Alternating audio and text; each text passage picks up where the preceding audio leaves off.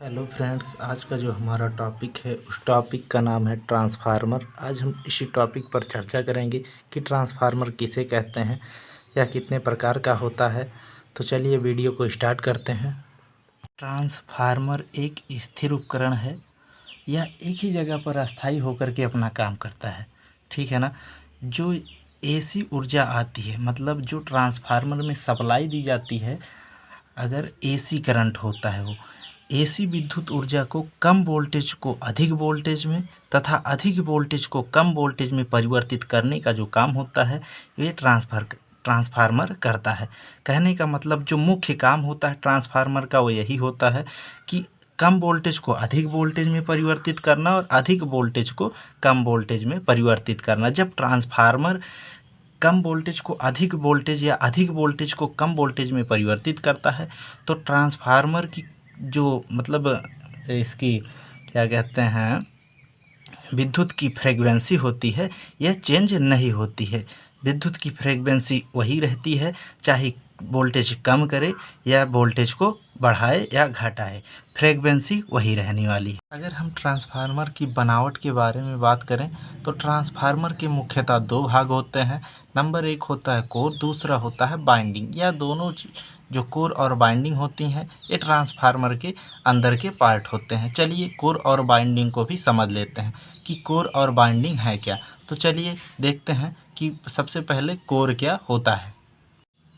Core उसे कहते हैं, कोर पर बाइंडिंग की जाती है। कोर के जिस भाग पर बाइंडिंग की जाती है उसे लिम्ब कहते हैं, ठीक है ना। मतलब कोर के जिस भी भाग पर बाइंडिंग की जाती है उसे लिम्ब कहते हैं। बहुत ही इम्पॉर्टेंट पॉइंट है कि कोर के जिस भाग पर बाइंडिंग की जाती है उसे लिम्ब कहते हैं। ट्रांसफार्मर का कोर जो होता है वो सिलिकॉन स्टील का बनाया जाता है और प्रत्येक कोर को लेमिनेशन वर्निश के द्वारा इंसुलेट कर दिया जाता है, ताकि जो लॉस हो वो हमारा कम से कम हो। अगर हम इंसुलेट नहीं करेंगे तो एडी करंट लॉस हमारा ज़्यादा होगा।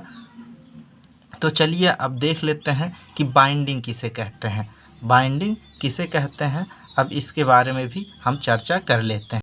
ट्रांसफार्मर की जो बाइंडिंग होती है वो उसके कोर पर की जाती है, ये मैंने आपको पहले ही बता दिया है। इसकी बाइंडिंग में जो तार प्रयोग किया जाता है वो एनेमल्ड का होता है, ठीक है ना। और जो बाइंडिंग की सप्लाई के साथ, मतलब जो भी बाइंडिंग होती है जो सप्लाई के साथ जोड़ी जाती है उसे प्राइमरी बाइंडिंग, और जो लोड के साथ जोड़ा जाता है उसे सेकेंडरी बाइंडिंग कहते हैं। ये बहुत ही इम्पॉर्टेंट पॉइंट है। इसकी जो भी बाइंडिंग सप्लाई के साथ जोड़ी जाती है उसे प्राइमरी बाइंडिंग, और जो लोड के साथ जोड़ी जाती है उसे सेकेंडरी बाइंडिंग कहते हैं। अब बात आती है कि ट्रांसफार्मर किस सिद्धांत पर कार्य करता है।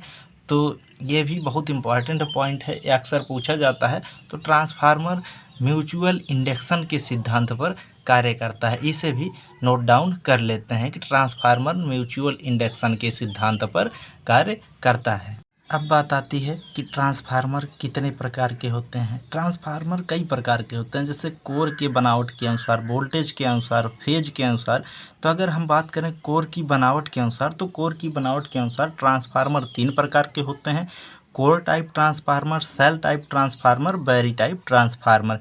इसी प्रकार अगर हम बात करें वोल्टेज के अनुसार ट्रांसफार्मर कितने प्रकार के होते हैं, तो ये दो प्रकार के होते हैं, step up transformer, step down transformer. अगर हम बात करें कि ट्रांसफार्मर फेज के अनुसार कितने प्रकार के होते हैं, सिंगल फेज, पॉली फेज।